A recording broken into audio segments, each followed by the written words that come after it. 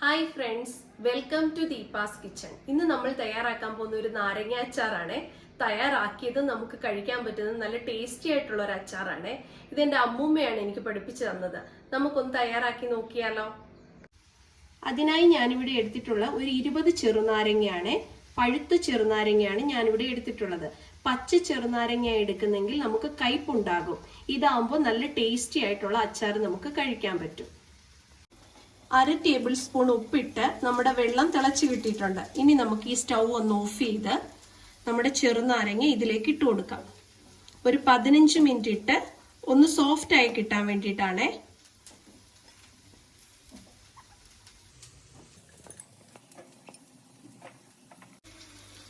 ഇതിപ്പോ ഒരു 15 മിനിറ്റ് ആയിട്ടുണ്ട്. ഇനി നമുക്ക് ഇതൊന്ന് കോരി മാറ്റാം.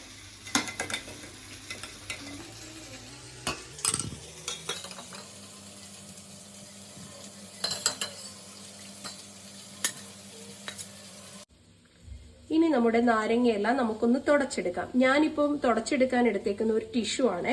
ഇത് ഉപയോഗിച്ച് നമ്മുടെ നാരങ്ങയെല്ലാം തുടയ്ക്കാം. അതല്ല നിങ്ങളുടെ കയ്യിൽ നല്ല കോട്ടൺ തുണി ഉണ്ടെങ്കിൽ അത് ഉപയോഗിച്ചായാലും തുടച്ചെടുക്കാവേ. ഒട്ടും വെള്ളം കാണരുത് നമ്മുടെ നാരങ്ങയിൽ.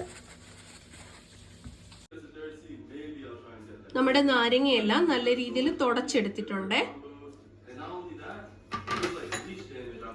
ഇനി നമുക്ക് ഒരു കടായി അടുപ്പിൽ വെച്ചിട്ടുണ്ട്. അതിലേക്ക് ഒരു 4 ടേബിൾ സ്പൂൺ നല്ലെണ്ണ ഒഴിച്ചു കൊടുക്കാം.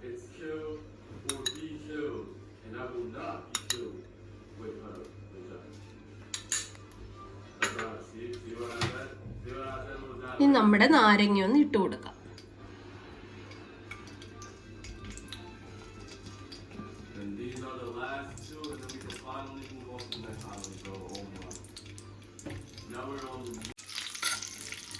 തീ സിമ്മിൽ ഇട്ടിട്ട് ഇത് നന്നായിട്ട് നമുക്കൊന്ന് വഴറ്റിയെടുക്കാം. നമ്മുടെ നാരങ്ങയൊക്കെ ഇതുപോലൊക്കെ വഴണ്ട് കിട്ടണം.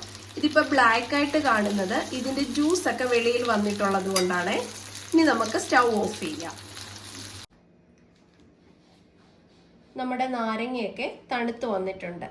ഇനി നമുക്ക് ഇതൊന്ന് കട്ട് ചെയ്തെടുക്കാം. ഇതിപ്പോ ഞാൻ കട്ട് ചെയ്തെടുക്കുന്ന 4ആയിട്ടാണ്. നിങ്ങൾക്ക് എങ്ങനെയാണോ ഇഷ്ടം ആ ഷേപ്പിൽ കട്ട് ചെയ്തെടുക്കാം. നാരങ്ങ വഴറ്റിയ അതേ കടായിയാണ് ഞാനിപ്പോ അടുപ്പിൽ വെച്ചേക്കുന്നത്. അതിലേക്ക് നമ്മൾ ഒരു 1/2 ബൗള് നല്ലെണ്ണ ഒഴിച്ചു കൊടുക്കുവാണ്.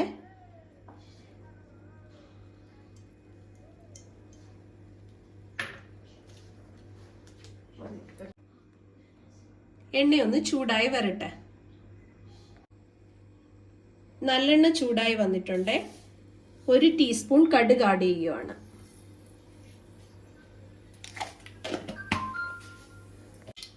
കടുകെല്ലാം പൊട്ടി വന്നിട്ടുണ്ട്. ഇനി ഇതിലേക്ക് നമ്മൾ ആഡ് ചെയ്ത് എടുക്കാൻ പോകുന്നത് ഒരു 1/2 ബൗള് വെളുത്തുള്ളി ചെറുതായിട്ട് കട്ട് ചെയ്തതാണ്.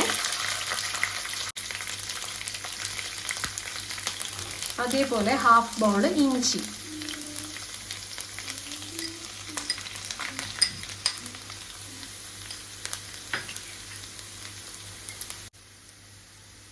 ഇനി ഇതിലേക്ക് 3 പച്ചമുളക് ചെറുതായിട്ട് കട്ട് ചെയ്തത്, ഒരു 2 തണ്ട് കറിവേപ്പില,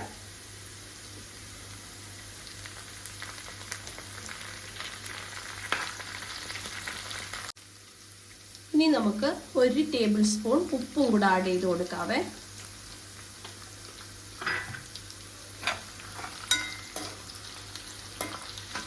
ഇനി ഇത് നന്നായിട്ടൊന്ന് വഴണ്ട് വരട്ടെ. ഇതെല്ലാം നല്ലപോലെ വഴണ്ട് വന്നിട്ടുണ്ട്. ഇനി നമുക്ക് സ്റ്റൗ ഓഫ് ചെയ്യാം.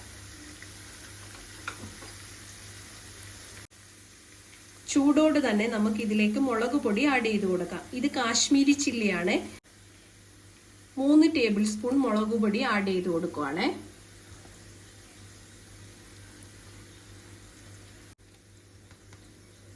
അര ടീസ്പൂൺ ഉലുവാപ്പൊടി,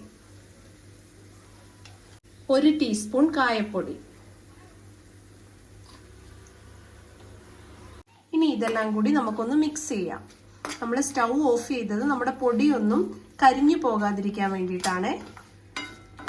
നല്ല ചൂടുള്ള എണ്ണയിലേക്കാണ് നമ്മളിപ്പോൾ മുളക് പൊടി എല്ലാം ആഡ് ചെയ്ത് കൊടുത്തേക്കുന്നത്.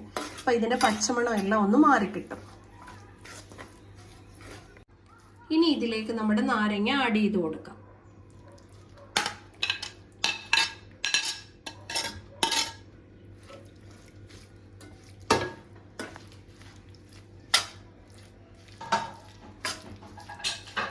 നന്നായിട്ടൊന്ന് മിക്സ് ചെയ്തെടുക്കാം. നമ്മുടെ നാരങ്ങ അച്ചാർ റെഡിയായി വന്നിട്ടുണ്ടേ. ഇത് ഇപ്പൊ തന്നെ കഴിക്കാൻ പറ്റുന്ന ഒരു അച്ചാറാണ്. നല്ല ടേസ്റ്റി ആയിട്ടുള്ള അച്ചാറാണേ. നിങ്ങൾ എന്തായാലും ഒന്ന് ട്രൈ ചെയ്ത് നോക്കണം. ഞാൻ ഇതിന്റെ ഉപ്പൊക്കെ പാകത്തിനാണോ എന്നൊന്ന് നോക്കട്ടെ.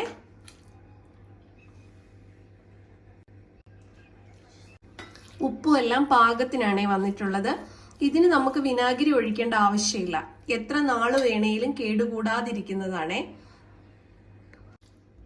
ഇത് കാണുമ്പോൾ തന്നെ അറിയാവല്ലോ, നല്ലൊരു അച്ചാറാണേ. നിങ്ങൾ എന്തായാലും ഇതൊന്ന് ട്രൈ ചെയ്ത് നോക്കണം. ഇതിൽ ഞാൻ വിനാഗിരിയോ ഒന്നും ഒഴിച്ചിട്ടില്ല കേട്ടോ. ഇത് എത്ര വർഷം വേണേലും നമുക്ക് സൂക്ഷിക്കാവുന്നതാണ്.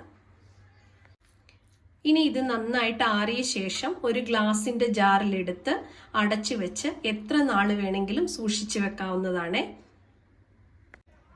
ഫ്രണ്ട്സ്, എന്തായാലും നിങ്ങൾ ഇതൊന്ന് ട്രൈ ചെയ്ത് നോക്കണേ. ഒട്ടും കയ്പില്ലാത്ത നല്ലൊരു അച്ചാറാണ്.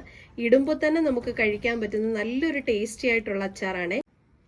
വിദേശത്തൊക്കെ ജോലി ചെയ്യുന്നവർക്ക് കൊടുത്തു വിടാൻ പറ്റിയ നല്ലൊരു അച്ചാറാണ്.